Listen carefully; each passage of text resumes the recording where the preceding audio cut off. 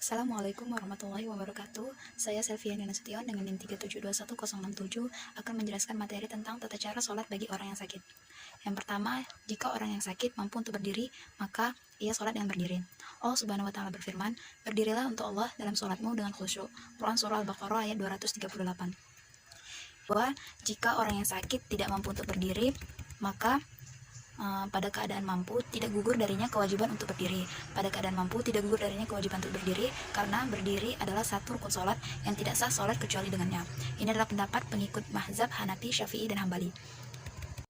Yang ketiga, jika orang yang sakit tidak mampu berdiri dengan tegak, seperti orang yang sakit tulang punggungnya, atau karena faktor usia yang sudah tua, atau karena yang lainnya, sehingga ia seperti orang yang sedang rukuk.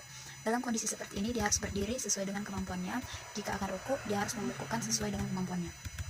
Dan yang keempat, ada orang yang sakit yang khawatir akan bertambah parah sakitnya atau memperlambat kesembuhannya atau sangat susah berdiri.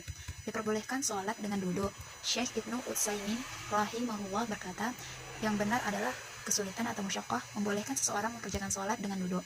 Apabila seseorang merasa susah mengerjakan sholat berdiri, maka ia boleh mengerjakan sholat dengan duduk berdasarkan firman Allah Subhanahu wa Ta'ala, Allah menghendaki kemudahan bagimu dan tidak menghendaki kesukaran bagimu. Quran Surah Al-Baqarah ayat 185.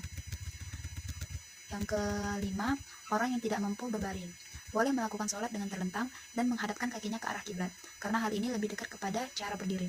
Misalnya bila kiblat arah barat, maka letak kepalanya di sebelah timur dan kakinya di arah barat. Yang keenam, apabila tidak mampu menghadap kiblat dan tidak ada yang mengarahkan atau mampu membantu mengarahkannya, maka hendaklah ia sholat sesuai keadaannya tersebut berdasarkan firman Allah Subhanahu wa Ta'ala. Yang ketujuh, orang yang sakit tidak mampu sholat dengan terlentang, maka sholatnya sesuai keadaannya, dengan dasar firman Allah Subhanahu wa Ta'ala, maka bertakwalah kamu kepada Allah menurut kesanggupanmu. Quran Surah At-Taqabun ayat 16. Yang ke-8, ada orang yang sakit dan tidak mampu melakukan sholat dengan semua gerakan di atas, atau ia tidak mampu menggerakkan anggota tubuhnya dan tidak mampu juga dengan matanya. Hendaknya dia melakukan sholat dengan hatinya. Sholat tetap diwajibkan selama akal seorang masih sehat. Yang ke-9, apabila sholat orang yang sakit mampu melakukan perbuatan yang sebelumnya tidak mampu, baik keadaan berdiri, ruku, atau sujud, maka ia diwajibkan melaksanakan sholatnya dengan kemampuannya yang ada dan menyempurnakan yang tersisa. Yang 10, ada apabila orang yang sakit tidak mampu melakukan sujud di atas tanah, hendaknya ia cukup menundukkan kepalanya dan tidak mengambil sesuatu sebagai alat sujud. Hal ini didasarkan hadis Jabir radhiyallahu anhu yang berbunyi, Rasulullah shallallahu alaihi wasallam menjenguk orang sakit. Beliau melihatnya sedang mengerjakan sholat di atas bertelekan bantal. Beliau pun mengambil dan melemparnya. Kemudian ia mengambil kayu untuk dijadikan alat sholatnya. Nabi Shallallahu alaihi wasallam pun mengambilnya dan melemparnya.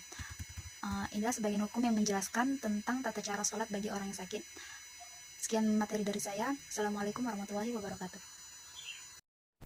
Assalamualaikum warahmatullahi wabarakatuh. Saya Sahrul Yudi, NIM 3721068 akan membacakan ketentuan sholat bagi orang yang sakit. Yang pertama, sholat posisi duduk. Kalau tidak sanggup berdiri, boleh mengerjakan sambil duduk dan menghadap kiblat. Bisa duduk layaknya duduk di antara dua sujud atau duduk sambil meluruskan kaki, tergantung pada sakit yang diderita. Yang kedua, sholat posisi tidur. Jika orang sakit tidak dapat mengerjakan sholat dengan duduk, boleh menunaikannya dengan posisi tidur terlentang, wajah menghadap kiblat, dan posisi bantal lebih tinggi. Para imam 4 mazhab sepakat bahwa dalam keadaan seperti ini seseorang dibolehkan untuk bertayamum. Yang ketiga, sakit parah. Sakit yang sangat parah yaitu keadaan sakit yang tidak dibolehkan menggunakan air, seperti akan membahayakan bagi anggota tubuh, memperlambat sembuhnya penyakit, atau penyakit akan bertambah parah sehingga dapat menyebabkan kematian. Maka para imam 4 mazhab sepakat bahwa dalam keadaan seperti ini seseorang dibolehkan untuk bertayamum. Selanjutnya, sakit sedang atau tidak terlalu parah, yaitu kondisi sakit yang dirasakan tidak terlalu parah sehingga kita menggunakan air ada kekhawatirannya yang akan menyebabkan bertambahnya penyakit atau lambatnya sembuh. Dalam kondisi ini, menurut mazhab jumhur, memperbolehkan untuk bertayamum. Sekian materi dari saya. Assalamualaikum warahmatullahi wabarakatuh. Saya Zikrani Khairunisa dengan NIM 3721059 akan menjelaskan materi tentang landasan hukum bagi orang yang sakit. Yang pertama itu, sakit tidak menggugurkan kewajiban sholat. Jika kita mengalami sakit kecil seperti pusing, pilek, kewajiban sholat itu masih tetap dilaksanakan. Karena Allah berfirman dalam surat Toha ayat 132 yang artinya, dan perintahkanlah kepada keluargamu mendirikan sholat dan bersabarlah kamu dalam mengerjakannya. Kami tidak meminta rezeki kepadamu, kamilah yang memberi rezeki kepadamu. Dan akibat yang baik itu adalah orang yang bertakwa. Yang kedua, keringanan sholat tidak boleh mengarang sendiri. Tidak mentang-mentang mendapatkan keringanan sholat, lantas seseorang boleh mengarang-arang sendiri bentuk keringanan sholat seenaknya. Dan keringanan Allah berikan kepada orang sakit bukanlah cek kosong yang boleh diisi seenaknya. Yang ketiga, gugur kewajiban sholat berjamaah dan sholat Jumat. Orang sakit yang merasa berat untuk melaksanakan sholat berjamaah dan sholat Jumat, atau ia mengkhawatirkan akan bertambahnya sakit tersebut dan memperlambat kesembuhannya jika sholat di masjid, maka dibolehkan tidak sholat berjamaah. Pendapat ini didasari dari hadis yang menceritakan bahwa keadaan Nabi saat itu sedang sakit dan tidak bisa hadir di masjid. Padahal rumah Nabi itu berada di dekat masjid, di sampingnya. Dan pada saat itu Nabi bersabda, perintahkanlah Abu Bakar radhiyallahu anhu agar mengimami sholat. Cukup sekian dari saya. Assalamualaikum warahmatullahi wabarakatuh.